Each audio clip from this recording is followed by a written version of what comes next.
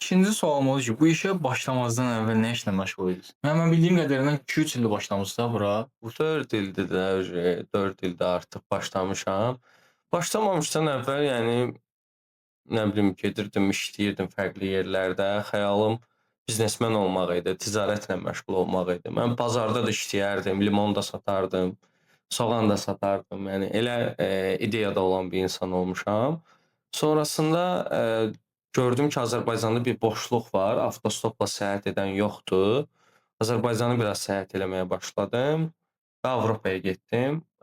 Mən bir verilişə daha qatılmışdım, orada da demişdim. Mən bir vitrin hazırladım özüm üçün ki, Hı hı. tamam, takipçim yoxdur. Bu insanlar girəcəklər kanalıma, oradan bir şey izləmək istəyəcəklər, amma düşün ki, 2-3 video var. Mən düzdüm, bir mağaza kimi fikirləş, geyimləri düzdüm, hər şey düzdüm ki, bu insan yeni mənim kanalıma girəndə desin ki, a, bunun nə qədər videosu var. Ola bilər Kürdəmir videosundan girsin, mənə abunə olsun, amma baxsın ki, İtaliya, Fransa, nə bilim, Hollandiya, yəni Niderland, Belçika, Portuqaliya videoları var, belə.